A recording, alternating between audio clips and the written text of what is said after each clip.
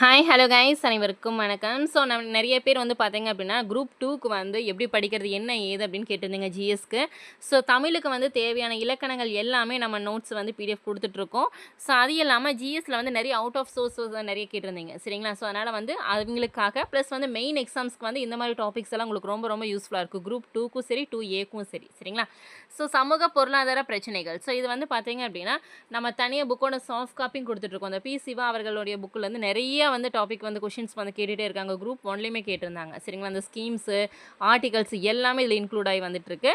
So இதை வந்து நம்ம இந்த எப்படி சொல்ல ஒரு 10 டேஸ்க்குள்ளே வந்து இந்த ஒரு டாப்பிக்கை நம்ம கவர் பண்ணலாம். அந்த புக்கில் இருக்கிற எல்லா டாப்பிக்கும் ஆர்டிகல்ஸ் இம்பார்ட்டன்ட் இயர்ஸ் எல்லாமே வந்து இந்த ஒரு புக்லேருந்து நம்ம ஃபுல்லாகவே கவர் பண்ணிக்கலாம் சரிங்களா. ஸோ இப்போ தான் நம்ம சேனல் நீங்கள் ஃபஸ்ட் டைம் பார்க்குறீங்க அப்படின்னா மறக்காமல் சப்ஸ்கிரைப் பண்ணிவிட்டு பக்கத்தில் இருக்க பெல் ஐக்கானில் ஆளுங்கிற நோட்டிஃபிகேஷன் கொடுங்க. அப்போ தான் நம்ம போடுற வீடியோ வந்து முன்னாடியே நோட்டிஃபிகேஷனில் வந்துடும். ஸோ ஃபஸ்ட் வந்து பாருங்கள், இது வந்து பார்த்தா அப்படின்னா குரூப் 2க்கும் 2A ப்ளஸ் வந்து குரூப் 1க்குமே வந்து மெயின் எக்ஸாம்ஸ்க்கு ரொம்ப ரொம்ப யூஸ்ஃபுல்லாக இருக்குது இந்த புக்கு சரிங்களா. ஸோ இதில் வந்து என்னென்ன இருக்கும் ஃபஸ்ட் வந்து பாருங்கள். சைல்டு லேபர் அதாவது குழந்தை தொழிலாளர்கள், குழந்தை துன்புறுத்துதல் எல்லாமே வந்துடும்.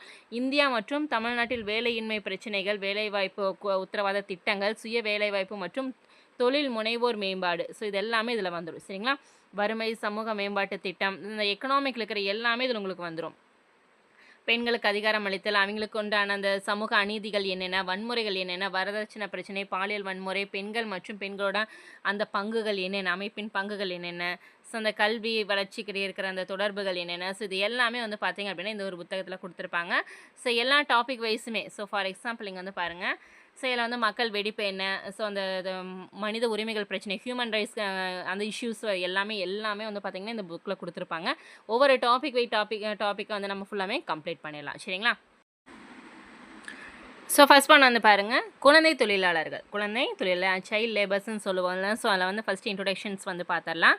ஸோ ஃபஸ்ட் வந்து பாருங்கள், தங்களின் உடல் மற்றும் மனநலம் பாதிக்கும் வகையில் குறைந்த ஊதியத்திற்கு நீண்ட நேரம் வேலை செய்யும் 14 வயதுக்குட்பட்ட குழந்தைகளே வந்து குழந்தை தொழிலாளர்கள். ஸோ குழந்தை தொழிலாளர்கள்னால் 14 வயசுக்குட்பட்டவங்களை சொல்லுவாங்க.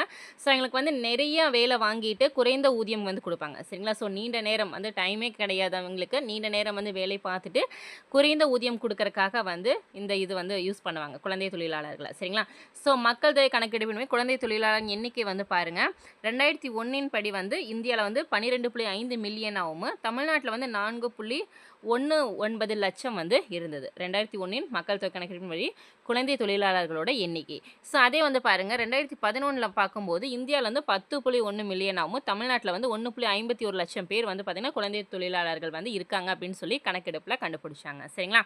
ஸோ இதில் வந்து பாருங்கள் அடுத்தது அதிக வறுமை காரணமாகவும் குடும்ப சூழல் காரணமாக வந்து பார்த்திங்க அப்படின்னா குழந்தை தொழிலாளர்களாக மாறுகிறார்கள். உலகளவில் பார்க்கும்போது குழந்தை தொழிலாளர்கள் ஒரு முறை தொடர்ச்சியாக சமூக பிரச்சனையாக இது வந்து இருந்து வருகிறது. தொடர்ச்சியான சமூக பிரச்சனையாக வந்து இது வந்து இருந்துகிட்ருக்கு. ஐஎல்ஓ கருத்தின்படி பார்க்கும்போது உலகளவில் வந்து சுமார் 152 மில்லியன் குழந்தைகள் வந்து குழந்தை தொழிலாளர்களாக இருக்கிறாங்கன்னு சொல்லியிருக்காங்க. அவர்களில் வந்து 72 மில்லியன் வந்து பார்க்கும்போது 72 மில்லியன் குழந்தைகள் வந்து ஆபத்தான நிலையிலும் வந்து வேலை செய்கிறாங்க. ஸோ அந்த கட்டிட வேலை இதிலெல்லாம் வந்து அந்த அப்பார்ட்மெண்ட் ரிலேட்டடான அந்த பில்டிங் ஒர்க்கெல்லாம் இருக்குல்ல. ஸோ அதில் வந்து நிறைய பேர் வந்து குழந்தை தொழிலாளர் வேலை செய்கிறாங்க. ஸோ அதில் எத்தனை பேர் வந்து இறந்துட்டும் இருக்காங்க. ஸோ அதைத்தான் சொல்லியிருக்காங்க.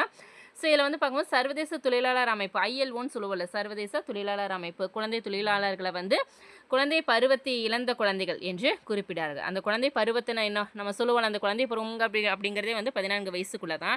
ஸோ அது வந்து அந்த பருவத்தில் வந்து குழந்தைகள் வந்து எவ்வளோ ஹாப்பியான மூமெண்ட்டில் இருப்பாங்க. ஸோ அவங்கள அதை விட்டு போட்டு நம்மளோட வறுமை காரணமாக வந்து அவங்கள வேலைக்கு அனுப்புறது. ஸோ அந்த ஒரு கஷ்ட நஷ்டம், அந்த கஷ்டம்னா என்னன்னே தெரியாது அந்த பருவத்திலலாம். ஸோ அவங்களுக்கு அந்த கஷ்ட நஷ்டமான வேலைகள் எல்லாம் கொடுத்து அவங்களையும் வந்து சரியான அந்த கல்வி கொடுக்காம எந்த அளவுக்கு வந்து மனதளவில் அவங்கள வந்து பாதிக்க வைக்கிறோம். ஸோ அதை பற்றி தான் சொல்லியிருக்காங்க. ஸோ அதனால் வந்து குழந்தை பருவத்தையே வந்து இழந்த குழந்தைகள் அப்படின்னு சொல்லுவாங்க குழந்தை தொழிலாளர்களை. ஸோ அடுத்தது வந்து பாருங்கள், இவங்க வந்து பார்த்திங்க அப்படின்னா ஆற்றல் அவங்களோட கௌரவத்தை எல்லாமே இழந்து உடல் மற்றும் மன வளர்ச்சிக்கு தீங்கு விளைவிக்கும் செயலை வந்து செய்கிறாங்க. ஸோ இப்போ நான் சொன்னல, ஸோ அதுதான். அடுத்து இந்த நூற்றாண்டின் தொடக்கத்திலே வந்து பார்த்திங்க அப்படின்னா குழந்தை தொழிலாளர்கள் வந்து எண்ணிக்கையின் வீழ்ச்சியில் முன்னேற்றம் காணப்பட்டாலும் COVID-19 இப்போ வந்து இல்லைப்பா கொரோனா வந்து இல்லைப்பா. ஸோ அந்த தொற்று நோய் காரணமாக குழந்தை தொழிலாளர் எண்ணிக்கை வந்து பார்த்திங்கன்னா 20 ஆண்டுகளுக்கு பிறகு முதலாக அதிகரிக்க தொடங்கியது. ஸோ அந்த வந்து கொரோனா டைமில் வந்து நிறைய பேர் வேலை இல்லாமல் இருந்தாங்க. ஸோ பெற்றோர்கள் நிறைய பேர் வந்து சாப்பிட்றக்கும் கூட சாப்பாடு இல்லாமல் ஸோ அந்த மாதிரி இருந்த சூழ்நிலையில் வந்து அந்த ஒரு 2 வருஷம் ரொம்பவுமே பாதிக்கப்பட்டாங்காட்டி அந்த வறுமையின் காரணமாக இப்போ மறுபடியுமே குழந்தை தொழிலாளர்கள் வந்து அதிகமாயிட்டாங்க. ஸோ அதை தான் சொல்லியிருக்காங்க. முன்னே இருந்ததுக்கு இப்போ வந்து வந்து ரொம்பவுமே அதிகமாயிட்டுருக்காங்க. ஸோ அடுத்து வந்து பாருங்கள், ஸோ இதோட காரணம் என்ன அப்படின்னா வறுமையின் தான். அந்த வறுமை பெற்றோர்களுக்கு வருமானம் இல்லாத காரணத்தினால தான் பள்ளிகள் வந்து க்ளோஸ் பண்ணியிருந்தாங்களே, ஸோ அந்த காரணத்தினால தான் வந்து பார்த்திங்க அப்படின்னா உணவு, அடிப்படை தேவைகள் அந்த ஒரு காரணத்தை வந்து நம்ம அந்த ஒரு காரணத்தினால தான் நம்ம அதை சமாளிக்க முடியாமல் நம்ம குழந்தைகளை வந்து இந்த மாதிரி வந்து நம்ம வேலைக்கு அனுப்ப ஆரம்பித்துள்ளன. ஸோ ILO அமைப்பானது 2021 வந்து சர்வதேச குழந்தை தொழிலாளர்கள் முறை ஒழிப்பு ஆண்டாக அறிவித்துள்ளது. ஸோ இந்த 2021 அப்படின்னா என்ன? சர்வதேச குழந்தை தொழிலாளர் முறை ஒழிப்பு ஆண்டு, international year of the elimination of the child labour. சரிங்களா? உலக குழந்தை தொழிலாளர் முறை எதிர்ப்பு தினம் வந்து ஜூன் 12. ஸோ இந்த நோட் பண்ணிக்கோங்க. இதில் வந்து பாக்ஸ் போட்டு கொடுத்துருக்காங்க முக்கியமான இது எல்லாமே ஸ்ரீனஸ் எல்லாமே நோட் பண்ணிக்கோங்க. ஸோ அடுத்து வந்து பாருங்கள், இதோட தீம் என்ன? நம்மளுக்கு அந்த 2021 வந்து நம்மளோட கருப்பொருள் என்ன அப்படின்னா ஆக்ட் நவ் என் சைல்ட் லேபர். ஸோ அதாவது வந்து இனிமேல் வந்து என் சைல்ட் லேபரை இருக்கக்கூடாது, குழந்தை தொழிலாளர்கள் இருக்கக்கூடாது அப்படிங்கிறதா நம்மளோட கருப்பொருள். சில வகைகள் கொடுத்துருக்காங்க பாருங்கள். சர்வதேச தொழிலாளர் நிறுவனம் ILO குழந்தை தொழிலாளர் முறையை வந்து 2ஆக பிரித்தாங்க. ஸோ இந்த குழந்தை தொழிலாளர்கள் முறையை வந்து 2ஆக பிரித்தாங்க. ஒன்று வந்து முழு நேர குழந்தை தொழிலாளர்கள், பகுதி நேர குழந்தை தொழிலாளர்கள். So full time part time மாதிரி பிரிச்சிருக்காங்க. ஆண்டிற்கு 183 நாட்களுக்கு மேல் பொருளாதார நோக்கம் சார்ந்த பணிகளில் ஈடுபடும் குழந்தைகளை வந்து முழு நேர குழந்தை தொழிலாளர்கள் அப்படின்னு சொல்லி சொன்னாங்க. அதே ஆண்டிற்கு 183 நாட்களுக்கு குறைவான பொருளாதார நோக்கமின்றி பணியில் ஈடுபடும் குழந்தைகளை வந்து பகுதி நேர குழந்தைகள் அப்படின்னு சொல்லி பிரித்தாங்க. அந்த ஒரு வருஷத்தில் 183 நாளுக்கு மேலே வேலை செஞ்சோம் அப்படின்னா முழு நேரம், அதுக்கு கீழே இருக்கிறவங்களை வந்து பகுதி நேர குழந்தை தொழிலாளர்கள் அப்படின்னு சொல்லி பிரிச்சிருக்காங்க. சில வந்து பாருங்கள், குழந்தை தொழிலாளர்கள் குழந்தை பணி வேறுபாடு. ஸோ அதாவது குழந்தை தொழிலாளர்களுக்கும் குழந்தை பணிகளுக்கும் என்ன வேறுபாடுகள், அதாவது difference between child labour and child work. இவ்விரண்டையும் வேறுபடுத்துவது குழந்தை செய்யும் வேலையின் தன்மை மற்றும் குழந்தைகள் மீதான தாக்கமும் ஆகியவையாகும். குழந்தைகள் செய்யும் அனைத்து வேலைகளையும் குழந்தை தொழிலாளர்கள் என்ற வரையறுக்குள் வராது. ஸோ அவங்க செய்கிற எல்லா வேலையுமே வந்து பார்த்திங்கன்னா அந்த குழந்தை தொழிலாளர்களுக்குள்ளே வராது. அவங்களோட வளர்ச்சியை வந்து தடுத்து அவங்களோட உடல் மற்றும் மன ரீதியாக வந்து பாதிப்பை தரது அந்த மாதிரி வேலைகள் தான் வந்து பார்த்திங்க அப்படின்னா குழந்தை தொழிலாளர்கள் செய்கிறாங்க. அதெல்லாம் வந்து அந்த கட்டுப்பாட்டுக்குள்ளே வரும். சரிங்களா?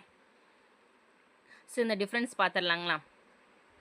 பாருங்கள், குழந்தை தொழிலாளர்கள் குழந்தை பணிகளுக்கு என்ன டிஃப்ரென்ஸ்னு வந்து பாருங்கள். உடல் மற்றும் மனநலம் பாதிக்கும் வகையிலான பணிகள் வந்து ஈடுபடுறதா வந்து என்ன அப்படின்னா குழந்தை தொழிலாளர்கள்.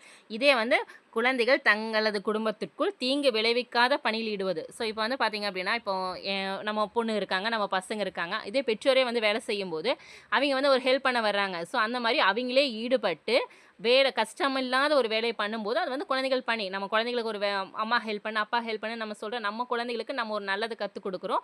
பட் அவங்களுக்கு வந்து எப்படி சொல்ல ஒரு தீங்கு விளைவிக்காத ஒரு வெயிட் இல்லாத ஒரு பொருளை கொடுத்து இந்த மாதிரி ஒரு வேலை செய்யுங்க, இந்த மாதிரி சின்ன சின்ன வேலைகளை கொடுக்கலாம். அது வந்து குழந்தைகளோட பணி தான். ஆனால் வந்து நம்ம மன ரீதியாகவும் உடல் ரீதியாகவும் அவங்களுக்கு கொடுக்கறது வந்து பார்த்திங்க அப்படின்னா அது வந்து குழந்தை தொழிலாளர் அப்படின்னு சொல்லுவோம். சரிங்களா? குடும்பத்திற்கு வெளியேறும் ஆபத்தான சூழலிலும் குழந்தைகளின் வேலை குழந்தை தொழிலாளர் ஆகிவிடுகிறது. எடுத்துக்கிட்டு இங்கே வந்து பாருங்கள், குழந்தை வீட்டில் பெற்றோருக்கு உதவுதல், ஸோ நல்லா ஹெல்ப் பண்ணுறது, ஆபத்து இல்லாத குடும்ப தொழிலில் ஈடுபடுதல், பள்ளி நேரம் தவிர மற்றும் பள்ளி விடுமுறை நாட்களில் பாக்கெட் பணம் சம்பாதித்தல். ஸோ அவங்களுக்கு அதாவது வந்து நம்மக்கிட்டேயே வந்து சொல்லுவாங்கல்ல, ஸோ அம்மா இந்த வேலை பண்ணி கொடுத்தா எனக்கு 1 ரூபி கொடுங்க, நான் உண்டியில் போகணும். ஸோ அந்த மாதிரி ஒரு நல்ல சேவிங்ஸுக்காக நம்ம குழந்தைகளை நம்மளே ஒரு பணி ஒரு சின்ன சின்ன வேலைகளை கொடுத்து அந்த மாதிரி பண்ணுறது வந்து நம்ம குழந்தைகளுக்கு கொடுக்குற பணி தான். அதே வந்து நான் உங்களுக்கு பணம் தரேன், இந்த மாதிரி வேலை செய்யுங்க அப்படின்னு சொல்லும்போது நிறைய குழந்தைகள் வந்து நம்மளோட பெற்றோர்களின் அந்த ஒரு காரணத்துக்காக அவங்களுக்கு ஒரு சாப்பாடு வாங்கணும், அவங்களோட சூழ்நிலை காரணத்துக்காக வேலைக்கு போய் சம்பாதிக்கணும் அப்படிங்கிறது இதெல்லாமே வந்து பார்த்தீங்கன்னா குழந்தை தொழிலாளர்கள் முறையில் வரும். கடனுக்கான கொத்தடிமை, சுரங்க பணியில் ஈடுபடுதல், போதைப் பொருள் கடத்தல். ஸோ இதெல்லாம் வந்து பார்த்திங்கன்னா குழந்தைகளை வச்சு நிறைய பண்ணுறாங்க. அவங்க என்ன பண்ணுறாங்க, அவங்களோட வறுமையின் காரணமாக வேலைக்கு போகிறாங்க. ஆனால் அவங்க வந்து அதை யூஸ் பண்ணிக்கிறாங்க பெரியவங்க எல்லாருமே. ஸோ அடுத்து வந்து பாருங்கள், ஸோ இவங்களுக்கான சட்ட பாதுகாப்பு விதிகள் எல்லாமே கொண்டு வந்தாங்க. சரிங்களா? ஸோ என்னென்ன அப்படின்னு வந்து பார்க்கலாம். ஆர்டிக்கல் 21A, அதாவது 86வது சட்ட திருத்தம் 2002 வந்து பார்த்திங்க அப்படின்னா 6 முதல் 14 வரையுள்ள அனைத்து குழந்தைகளுக்கும் இலவச கட்டாய கல்வி வழங்குதல் என்பது அடிப்படை உரிமையாகும். ஸோ ரொம்ப ரொம்ப முக்கியம்ப்பா. குழந்தைகளுக்கு இலவச கட்டாய கல்வி வழங்குதல் வந்து பார்த்திங்கன்னா ஆர்டிக்கல் 21A 86வது சட்ட திருத்தம் 2002 கட்டாய அடிப்படை உரிமை வந்து அவங்களுக்கு கொடுத்தே ஆகணும் அப்படின்னு.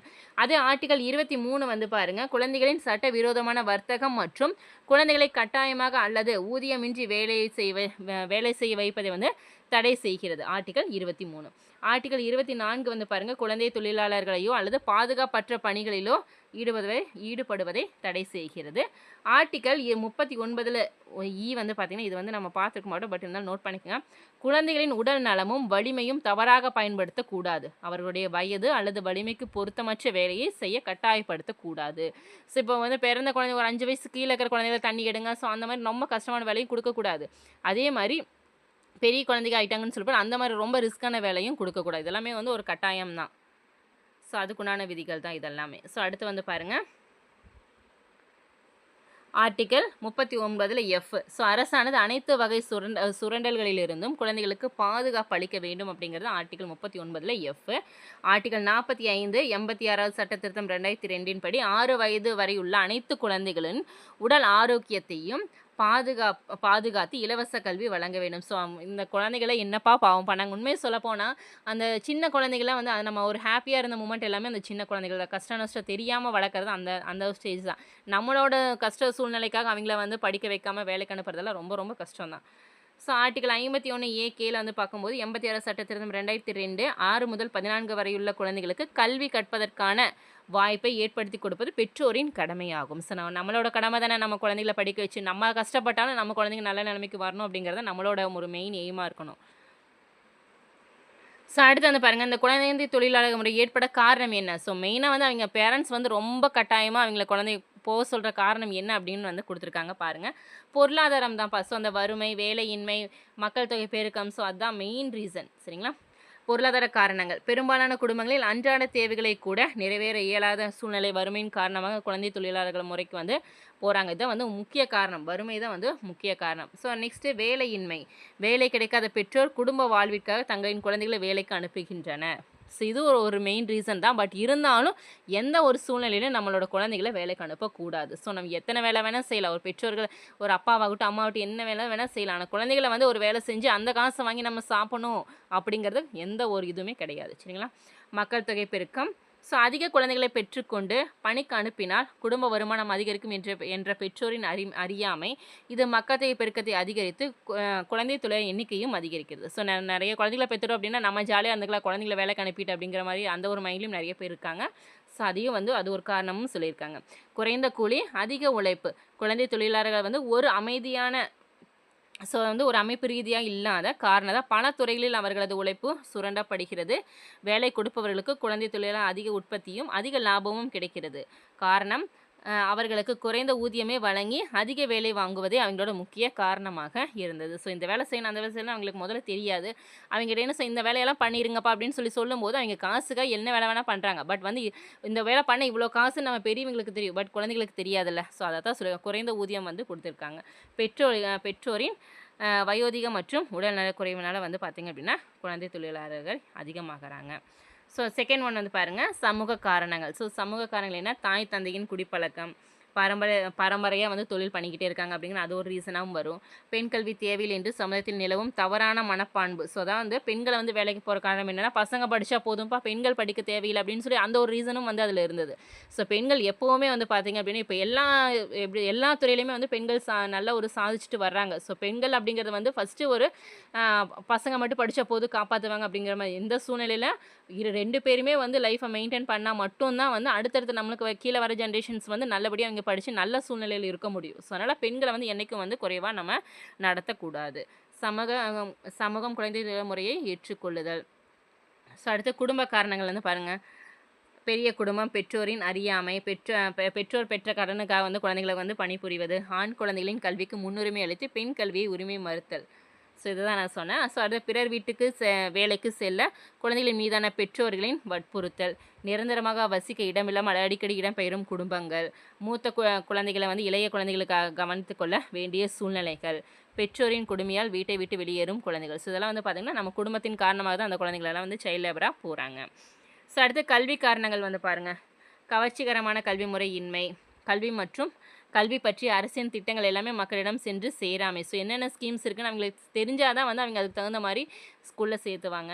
கல்வி கற்றால் நீண்ட காலத்துக்கு பின்பே பயனளிக்கும் என்ற தவறான எண்ணம், குழந்தைகளுக்கு கல்வியில் விருப்பம் இல்லாமை, ஆசிரியர்களின் அதிகாரப்போக்கும், பள்ளியில் தரப்படும் தண்டனைகளும் ஒவ்வொருத்தரும் அடிக்கிறாங்கன்னு சொல்லி ஸ்கூலுக்கே போமாட்டாங்க. ஸோ அந்த மாரி ஒரு இதுவும், பெற்றோர்களின் கல்வி அறிவின்மை. ஸோ நம்ம தான் படிக்கலாம், நம்ம குழந்தைகளாவது படிக்கணும் அப்படின்னு சொல்லி நம்ம தான் போய் இது பண்ணணும். அவங்களோட அடுத்தடுத்த வாழ்க்கை தரத்துக்கு அது ரொம்ப ரொம்ப முக்கியம்னு சொல்லி அவங்க புரிஞ்சுக்க மாட்டேங்கிறாங்க. ஸோ அதுதான் எல்லாமே இங்க குடுத்துருக்காங்க. அடுத்தது குழந்தை தொழிலாளர் குறித்து 1996ல் உச்சநீதிமன்றம் வந்து வழங்கிய முக்கிய தீர்ப்பு என்ன அப்படின்னு கேட்கலாம். ஸோ இதெல்லாம் வந்து மெயினுக்கு கேட்குறதுக்கு வாய்ப்புகள் இருக்குது. சரிங்களா? டிசம்பர் 10 1996 அன்று வழக்கறிஞர் ஒருவர் கொடுத்த பொதுநல வழக்கின்படி மீது உச்சநீதிமன்றம் முக்கிய தீர்ப்பை வழங்கியுள்ளது. இத்தீர்ப்பின்படி குழந்தை தொழிலாளர்கள் பணியமர்த்துவதில் ஒருவர் அக்குழந்தையின் பெயரில் ரூபாய் 20,000 இழப்பீட்டுத் தொகையை டெபாசிட் செய்ய வேண்டும். அதேபோல் அரசுக்கு 5,000 டெபாசிட் செய்ய வேண்டும். கீழ்கண்ட 9 இடங்களில் பணியாற்றுவர்கள் பற்றிய புள்ளி விவரங்களை 6 மாதத்திற்குள் தொகுத்து தருமாறு உத்தரவிட்டாங்க. சரிங்களா? 9 இடங்களை வந்து பணியாற்றும், அதாவது வந்து அந்த பட்டாசு தொழிற்சாலை, ஸோ அந்த மாதிரி முக்கியமாக இருக்கிற அந்த 9 பணியிடங்களில் இருக்கிறவங்களோட குழந்தைகளோட அந்த அவங்களோட பற்றின விவரங்கள் எல்லாமே வந்து பார்த்திங்கன்னா ஒரு 6 மாதத்துக்குள்ளே வந்து வேணும் அப்படின்னு சொல்லி டாக்குமெண்ட் வந்து வேணும்னு சொல்லியிருந்தாங்க. ஸோ வந்து அந்த 9 துறை என்னென்னு வந்து பார்த்தல 9 இடங்கள். பட்டாசு தொழிற்சாலை தமிழ்நாடு சிவகாசியில் இருக்கல. ஸோ அங்கே நிறைய குழந்தைகள் வந்து குழந்தை தொழிலாளர் வேலை செஞ்சுட்டு இருக்காங்க. ஸோ அந்த பட்டாசுங்கிறது வந்து எவ்வளோ ஒரு ஆபத்தான பொருள். ஸோ அது நிறைய பேத்துக்கு தெரிய மாட்டேது, பெற்றோர்களுக்கு. ஸோ அதனால நிறைய விளைவுகள் குழந்தைகளுக்கு ஏற்படுது. ஸோ அதெல்லாமே அடுத்தடுத்து நம்ம பார்த்துடலாம். வைரம் பட்டை தீட்டும் தொழிற்சாலை. ஸோ இது ரொம்ப ரொம்ப முக்கியம்ப்பா. ஸோ அது என்ன அப்படின்னா ரொம்ப அந்த மண்ணில் சுரங்கம் தோன்றதுலாம் வந்து தோண்ட நிறைய வந்து ப்ராப்ளம் குழந்தைகளுக்கு அந்த மூச்சு பிரச்சனைகள் எல்லாமே வருது. அதெல்லாம் அவங்களுக்கு தெரிய மாட்டேது. குஜராத் சூரத்தில் கண்ணாடி தொழிற்சாலை ராஜஸ்தான், பெரோசாபாத், அது பித்தளை தொழிற்சாலை உத்தரப்பிரதேசம், கம்பளி தொழிற்சாலை உத்தரப்பிரதேசம், கம்பளி தொழிற்சாலைகள் உத்தரப்பிரதேசம் பதோரி, மிர்ஷாப்பூர் 2 இடத்துலையுமே இருக்குது. பூட்டு தொழிற்சாலைகள் உத்தரப்பிரதேசம் அலிகாரில், ஸ்லேட் தொழிற்சாலை வந்து ஆந்திரா, ஸ்லேட் தொழிற்சாலை மத்திய பிரதேசம். சரிங்களா? ஸோ இந்த 9 இடங்களில் வந்து பார்த்திங்கன்னா நிறைய குழந்தைகள் தொழிலாளர்கள் வந்து வேலை செஞ்சுட்டு இருக்காங்க. ஸோ அதெல்லாமே வந்து அந்த தீர்ப்பு டாக்குமெண்ட்ஸ் வேணும் அப்படின்னு சொல்லி 6 மந்த்ஸில் வேணும்னு சொல்லி கேட்டிருந்தாங்க. ஸோ அடுத்தது, மேலும் தீங்கிழைக்காத பிற தொழிலில் உள்ள குழந்தைகளின் குழந்தை தொழிலாளர்களை பொறுத்த வரையில் குழந்தைகளின் வேலை நேரம் 4 முதல் 6 மணி நேரத்திற்குள் கூடுதலாக இருக்கக்கூடாது எனவும், குறைந்தபட்சம் 2 மணி நேரமாவது அவர்கள் பள்ளிக்கு செல்ல வேண்டும் எனவும், கல்விக்காகும் செலவினை தொழிற்சாலை உரிமையாளர் ஏற்க வேண்டும் எனவும் குறிப்பிட்டது. ஸோ என்ன சொன்னாங்க உச்சநீதிமன்றத்தில் அப்படின்னா, நம்ம 4லேருந்து 6 மணி நேரம் தான் குழந்தைகள் வந்து வேலை செய்யணும். ஸோ அதில் 2 மணி நேரம் வந்து குறைஞ்சது அவங்க ஸ்கூலுக்கு போய் படிக்கணும் அப்படின்னு சொல்லி அவங்க உத்தரவிட்டாங்க. இந்த நெறிமுறைகளை கடைப்பிடிக்காதவர்களுக்கு தண்டனை விதிக்கப்படும் எனவும் கூறப்பட்டது. இத்தீர்ப்பில் கூறப்பட்டுள்ள நெறிமுறைகளை குழந்தை தொழிலாளர்கள் அதிகம் காணப்படும் இடங்களில் செயல்படுவது என முடிவு செய்யப்பட்டது. இருப்பினும் இத்திட்டம் 2 அல்லது 3 இடங்களில் மட்டுமே செயல்பட்டு வந்தது. ஸோ இதெல்லாம் என்னதான் வந்து ஸ்கீம்ஸ் கொண்டாந்தாலும் இவங்களை எந்த எப்பவும் திருந்த போகிறதே கிடையாதுப்பா. அதுக்கு பெற்றோர்கள் தான் காரணம். ஸோ நம்ம மற்றவங்களை நமக்கு கூறன்னு சொல்லி ஒன்றும் இல்லை. அடுத்த, குழந்தை தொழிலாளர் முறையில் ஏற்படும் விளைவுகள். இதை நம்ம சொன்ன ஒவ்வொரு தொழிற்சாலை ஒவ்வொரு பக்கம் வேலை செய்கிறாங்க. ஸோ அவங்களோட உடல் நலம் பின்னாடி என்ன பாதிக்கும் அப்படிங்கிறது வந்து பார்க்கலாம். ஆபத்தான தொழிற்சாலையில் பணிபுரிவதால் நோய் தொற்று ஏற்படுகிறது. எடுத்துக்காட்டு ஆஸ்துமா, எலும்புருக்கி நோய், நுரையீரல் பாதிப்பு. ஸோ இதெல்லாம் வந்து சுவாச கோளாறுகள் எல்லாமே வரும்ப்பா. அதில் வறுமை அதிகரிக்கிறது, குழந்தை அடிப்படை கல்வி இழப்பதால் எழுத்தறிவின்மை ஏற்படுகிறது, வருங்கால தலைமுறை வந்து பாதிக்கிறது. அடுத்து வந்து மக்கள் தொகை பெருக்கம் வந்து அதிகமாகிறது, உடல் வளர்ச்சி மற்றும் மன வளர்ச்சி குறைபாடுகள் இருக்குது. நாட்டில் உள்ள திட்டங்கள் அனைத்தையும் தெரிந்து கொள்ளாமல் போய்விடுகிறது. நம்ம நாட்டில் எத்தனை திட்டங்கள் கொண்டு வந்துட்டாங்க, ஒவ்வொருத்தருக்கும் ஒவ்வொன்று கொண்டு வந்துட்டாங்கப்பா. விவசாயத்துக்காகட்டும், குழந்தைகளுக்காகட்டும், பெற்றோர்களுக்காகட்டும். ஸோ இந்த மாதிரி நிறையா வந்து திட்டங்கள் கொண்டு வந்துட்டாங்க. அதை வந்து இன்னுமே நம்ம கிராம சைடில் வந்து இருக்கிற பெற்றோர்களுக்கு போய் சேரவே இல்லை. ஸோ அது யார் சொல்லணும், சொல்கிறவங்களே சொல்ல மாட்டாங்க. அந்த ஊரில் இருக்கிற அந்த தலைவர்கள் அவங்கள சொன்னால் தான் அந்தந்த பேரண்ட்ஸ் வந்து குழந்தைகளை வந்து ஸ்கூலில் சேர்த்துவாங்க. இந்த எப்படி சொல்கிறது, நம்மளுக்கு இதனால் வந்து லாபம் வரும் அப்படிங்கிறதெல்லாம் அவங்களுக்கு தெரிய மாட்டேங்குது. ஸோ அடுத்தது வந்து இளங்குற்றவாளிகள் அதிகரிக்கின்றன. ஸோ இந்த சொல்லுவாங்களே, அந்த எப்படி சொல்கிறது, குழந்தைய வந்து நம்ம சீர்திருத்த பள்ளியில் வர்றோம். ஏன்னா நிறைய தப்புகள் பண்ணி நிறைய குற்றங்கள் செய்ய அதிகரிச்சிட்டாங்க. இளம் வயதில் போதைக்கு அடிமையாதல், அதே மாதிரி நாட்டின் வளர்ச்சி வந்து பாதிக்கப்படுகிறது. ஸோ இதெல்லாமே அதில் வர பிரச்சனைகள் தான். ஸோ அடுத்து வந்து பாருங்கள், இந்த குழந்தை தொழிலாளர் முறையை வந்து ஒழிக்கிறதுக்காக இந்தியா எடுத்துள்ள நடவடிக்கைகள். ஸோ ரொம்ப ரொம்ப முக்கியம்ப்பா, இது பார்த்துக்குங்க. இந்திய அரசு குழந்தைகள் ஆபத்தான தொழிற்சாலைகளில் வேலை செய்வதை தடுக்க வேலை செய்வதற்கான வயதை உயர்த்தி சில சட்டங்கள் இயற்றியது. என்னென்ன அப்படின்னு பார்த்தலாம்.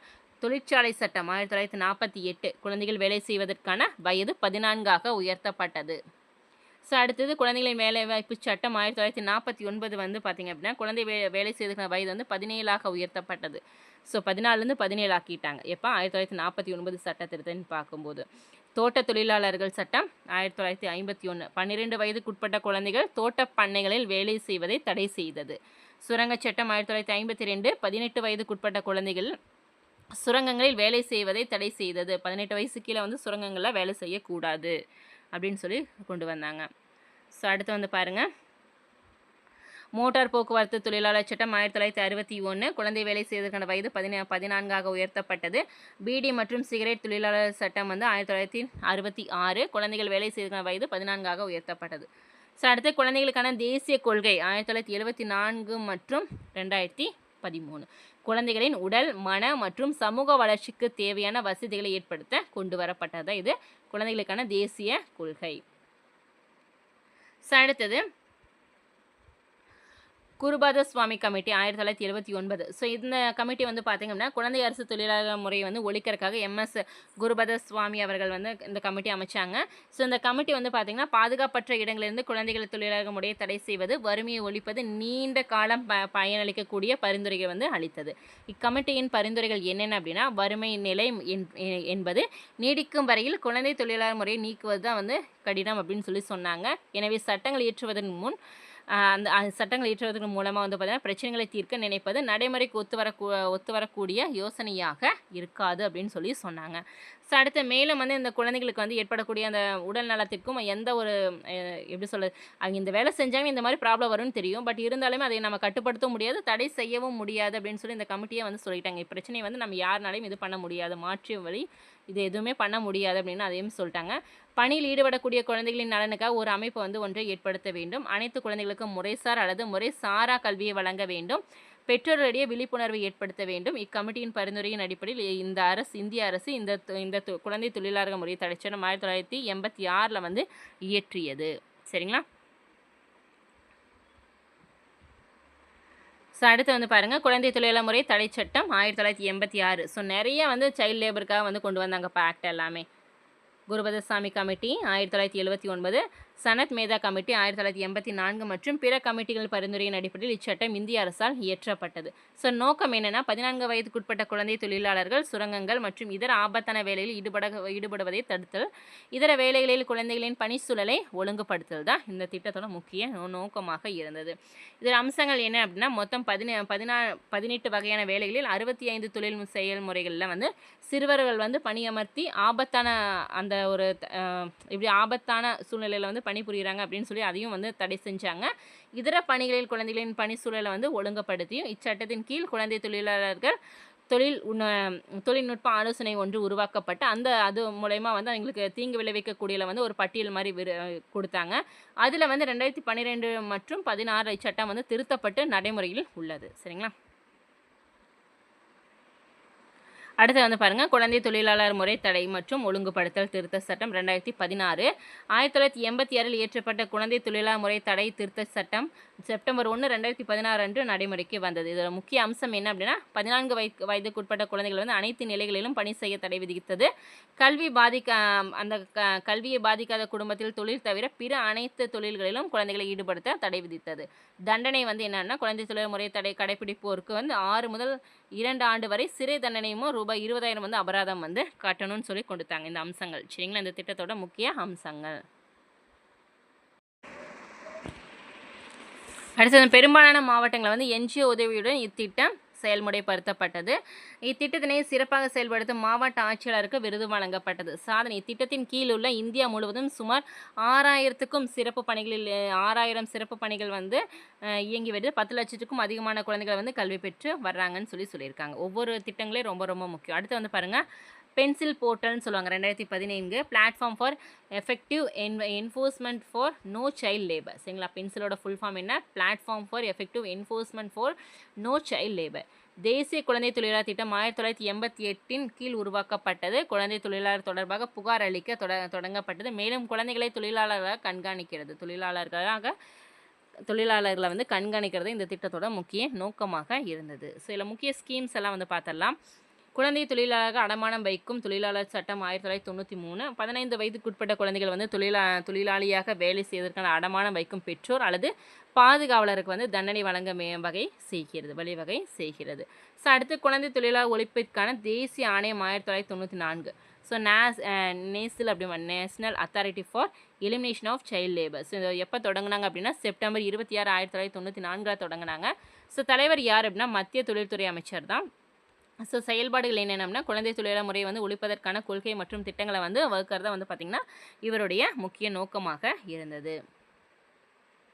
ஸோ அடுத்தது தேசிய மதிய உணவு திட்டம். ஸோ நிறைய பேர் வந்து எப்படி சொல்கிறது, நம்மளுக்கு வந்து சாப்பாடு இல்லாதங்க காரணத்தினால தான் வந்து இந்த மாதிரி ஸ்கூலுக்கு போகிறாங்க அப்படின்னாலும் சொன்னாங்க. ஸோ அதுக்காக கொண்டு வந்த மதிய உணவு திட்டம். ஸோ 1995 ஆகஸ்ட் 15 வந்து கொண்டு வந்தாங்க. சரிங்களா, இதோட நோக்கம் என்னென்னா குழந்தைகள் பள்ளிக்கு செல்வதை ஊக்குவித்தல், குழந்தைகள் இடைநிற்றலை குறைத்தல், ஊட்டச்சத்து குறைபாட்டினை நீக்குதல். ஸோ இந்த காரணத்துக்காக தான் வந்து பார்த்திங்க அப்படின்னா மதிய உணவு திட்டம் வந்து கொண்டு வந்தாங்க. ஸோ இது மூலயமா வந்து பார்த்திங்கன்னா சாப்பாட்டுக்காக வேலைக்கு போகிற குழந்தைகள் எல்லாமே வந்து இந்த ஒரு காரணத்துக்காவது படிக்க வரட்டுமே அப்படிங்கிறக்காக தான் இந்த முக்கியமாக கொண்டு வந்தாங்க சாப்பாடு திட்டம். ஸோ பெயர் மாற்றம் வந்து எப்போ நடந்தது அப்படின்னா இத்திட்டத்தின் பெயர் வந்து 2021 முதல் பிரதான் மந்திரி போஷன் சக்தி நிர்மான் என்று பெயர் மாற்றப்பட்டது. சரிங்களா, போஷனா பிஎம் போஷன் அப்படின்னு சொல்லி கொண்டு வந்தாங்க. ஸோ முக்கிய அம்சங்கள் என்னென்னா அரசு மற்றும் அரசு உதவி பெறும் பள்ளியில் 1ஆம் வகுப்பு முதல் 8ஆம் வகுப்பு வரை பயிலும் மாணவருக்கு மதிய உணவு அளிக்கப்படுகிறது. நாடு முழுவதும் உள்ள 11.20 லட்சம் பள்ளிகளிலும் படிக்கும் சுமார் 11.80 கோடி குழந்தைகளுக்கு வந்து இந்த திட்டம் வந்து ரொம்ப ரொம்ப உதவியாக இருக்குப்பா. ஸோ இது வந்து எப்படி சொல்ல ரொம்ப சந்தோஷமாகவும் இருக்குது. பட் இருந்தாலுமே வந்து இன்னும் நிறைய குழந்தைகள் வந்து பாதிச்சுட்டு தான் இருக்காங்க இது மூலயமா. கல்வி திட்டங்கள் சர்வ சிக்ஷா அபியான் எஸ்எஸ்சின்னு சொல்ல சர்வ சிக்ஷா அபியான் 2001 6 முதல் 14 வயதுக்குட்பட்ட குழந்தைகளுக்கு இலவச கட்டாய கல்வி வந்து அளிக்கப்படுகிறது. கஸ்தூரிபா காந்தி பாலிகா வித்யாலயா 2004 10 முதல் 14 வரையிலான பள்ளி செல்ல மற்றும் இடைநின்ற பெண் குழந்தைகளுக்கு அனைத்து வசதிகளும் கூடிய தரமான கல்வி அளிக்கும் திட்டம். நிஜமாலுமே இந்த மாதிரி தராங்களான்னு தெரியலப்பா, ஆனால் நிறைய திட்டங்கள் கொண்டு வந்திருக்காங்க.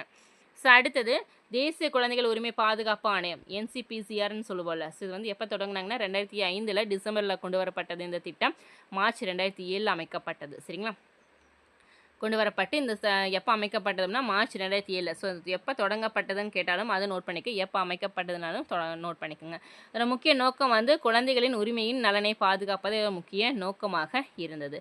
ஸோ ஒரு அமைப்பு என்னென்னா இவ்வாணையம் ஒரு தலைவர் மற்றும் 6 உறுப்பினர்களை கொண்டது. உறுப்பினர் குறைந்தபட்சம் 2 பெண் உறுப்பினர்களாக இருக்கணும்னு சொல்லி சொன்னாங்க. 6 உறுப்பினரில் 2 பேரும் வந்து பெண் உறுப்பினர்கள் இருக்கணும் அப்படின்னு சொல்லி சொன்னாங்க. ஸோ இதில் வந்து பார்க்கும்போது குழந்தைகள் நலன் மேம்பாட்டில் சேவையாற்றி வரும் புகழ் வாய்ந்த ஒருவர் வந்து தலைவராக தேர்ந்தெடுக்கப்படுவர். முதல் தலைவர் வந்து சாந்தா சின்ஹா தான். தற்போதைய தலைவர் வந்து ஜூலை 2002 படி வந்து பிரியா கானுங்கோ அவங்க இருந்தாங்க 2022. சரிங்களா, செயல்பாடுகள் மற்றும் அதிகாரங்கள் வந்து பார்த்தலாம்.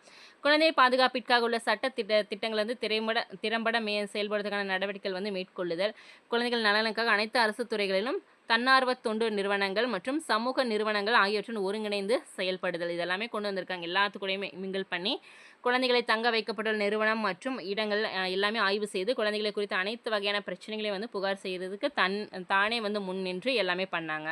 குழந்தைகளை பாதிக்கும் காரணிகளை ஆய்வு செய்து அரசுக்கு அறிவிக்கிறது. இந்த ஆணையம் ஒரு வழக்கை விசாரிக்கும் சிவில் நீதிமன்றத்துக்குரிய அனைத்து அதிகாரங்களையும் பெற்றுள்ளது. எவரையும் அழைத்து விசாரிக்கும் உரிமையும் இவ்வாணையத்திற்கு உண்டு. ஸோ அடுத்தது இண்டஸ் திட்டம் அப்படிம்பாங்க. இண்டஸ் திட்டம் ஸோ 2000 இண்டஸ் ப்ராஜெக்ட் அப்படின்னு சொல்லி சொன்னாங்க. குழந்தை தொழில் முறையை வந்து ஒழிக்கிறதுக்காக இந்தியா மற்றும் அமெரிக்கா இணைந்து உருவாக்கிய திட்டம் தான் இது இண்டஸ் திட்டம்.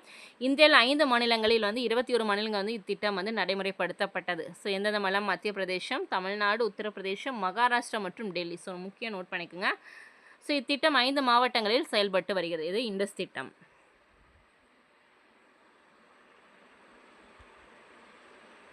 இதோட முக்கிய நோக்கம் என்ன அப்படின்னா குழந்தை தொழிலாளர்கள் வந்து அடையாளம் காணுதல், அவர்களுக்கு கல்வி அளித்தல், குழந்தை தொழிலாளர் குடும்பத்திற்கு வருமானம் ஈட்டும் மாற்று வழிகளை செய்தார். சார் குழந்தை தொழிலாளர்களிலிருந்து அவங்கள மாற்றக்காக வந்து பெற்றோர்களுக்கு ஒரு வருமானம் ஈட்டும் வகையில் வந்து அவங்களுக்கு ஒரு உதவி செய்தோ சின்ன சின்ன வேலை போட்டு அவங்களுக்கு அந்த மாதிரி மாற்றுறது. ஸோ திட்டம் வந்து மார்ச் 31, 2009 வந்து நிறைவடைந்தது. ஸோ அடுத்து IPCE திட்டம் சார் IPE திட்டம் சொல்லுவாங்க. EC திட்டம் international programme on the elimination of child labour 1991. இது வந்து குழந்தை தொழில் ஒழிப்பிற்கான சர்வதேச திட்டம்ப்பா. சரிங்களா, இத்திட்டம் வந்து முக்கிய திட்டமாக இருந்தது. இத்திட்டம் வந்து சர்வதேச தொழிலாளர் நிறுவனத்தால் ILO 1991 வந்து டிசம்பரில் வந்து தொடங்கினாங்க. 1992 இத்திட்டம் வந்து இணைந்த முதல் நாடு வந்து எது நம்ம இந்தியா தான். தன்னார்வ தொண்டு நிறுவனங்கள் ஊக்குவிப்பு. ஸோ நான் என்ன சொல்லுவாங்க, அந்த பச்சன் பச்சாவோ, அந்தலோன், கேர் இந்தியா, பிரதம் போன்ற நிறுவனங்கள் குழந்தை தொழிலாளர் முறையை ஒழிக்க முயற்சி மேற்கொண்டு வருகிறது. இந்திய அரசு உதவி செய்து ஊக்குவித்து வருகிறது அப்படிங்கிறாங்க. ஸோ நெக்ஸ்ட் வந்து விருதுகள். ஸோ அரசானது குழந்தைகள் நலனுக்காக சேவை புரிவோருக்கு ராஜீவ்காந்தி மேனவ் சேவா போன்ற தேசிய விருது வழங்கி ஊக்குவிக்கிறது. ஸோ குழந்தைகளுக்கான அந்த எப்படி சொல்கிறது, சேவை புரிவோருக்கான விருது வந்து என்னன்னு கேட்டாங்கன்னா ராஜீவ்காந்தி மேனவ் சேவா அந்த விருதுகள் தான். விழிப்புணர்வு. So child helpline child helpline number என்னப்பா, 1098 சரிங்களா கொடுத்து மக்களிடம் விழிப்புணர்வு ஏற்படுத்தப்படுகிறது. மேலும் உலக குழந்தை தொழிலாளர் முறையை ஒழிப்பு தினம் ஜூன் 12 அன்று மக்களிடம் குழந்தை தொழிலாளர் முறையினால் ஏற்படும் பிரச்சனைகளை குறித்து விழிப்புணர்வு ஏற்படுத்தப்பட்டு வருகிறது. ஸோ ஒழிப்பு தினம் எப்போ அப்படின்னா ஜூன் 12. ஸோ நோட் பண்ணிக்கோங்க. ஸோ இன்றைக்கி வந்து சைல்டு லேபர் பற்றி பார்த்துட்டோம் சரிங்களா. ஸோ இதே மாதிரி ஒவ்வொரு டாபிக் வைஸ் எக்கனாமிக் ஆகட்டும், பாலிட்டியில் முக்கியமான டாபிக் எல்லாமே வந்து அடுத்தடுத்த வீடியோவில் நம்ம பார்த்துடலாம் சரிங்களா. ஸோ ஒவ்வொரு டாப்பிக்குமே ரொம்ப ரொம்ப முக்கியம். ஸோ எதுக்கு வந்து இந்த மாதிரி டீட்டெயிலாக வந்து பார்த்தோம் அப்படின்னா உங்களுக்கு வந்து குரூப் 2 மெயினுக்குமே ரொம்ப ரொம்ப யூஸ்ஃபுல்லாக இருக்கும். ஸோ இந்த புக்கோட பிடிஎஃப் உங்களுக்கு வேணும்னா கூட நீங்கள் வாங்கிக்கலாம். ஸோ குரூப் 2க்குண்டான ஸ்டடி மெட்டீரியல் ஃபுல்லாமே பிடிஎஃபாக நம்ம கொடுத்துட்ருக்கோம். இன்கேஸ் உங்களுக்கு தேவைப்பட்டனா டிஸ்கிரிப்ஷனில் ஃபுல் டீட்டெயில் நாங்கள் கொடுத்துருக்கோம், வாட்ஸ்அப் நம்பருமே கொடுத்துருக்கோம். நீங்கள் கேட்டுட்டு வாங்கிக்கலாம் சரிங்களா. ஓகே கைஸ், இந்த வீடியோ உங்களுக்கு பிடிச்சி நான் மறக்காமல் லைக் பண்ணுங்கள், சப்ஸ்கிரைப் பண்ணுங்கள், உங்கள் ஃப்ரெண்ட்ஸ்க்கு ஷேர் பண்ணுங்கள். ஸோ நெக்ஸ்ட் அடுத்தடுத்த வீடியோ வந்துகிட்டே இருக்கும், கரெக்டாக ஃபாலோ பண்ணிக்கோங்க. தேங்க்யூ.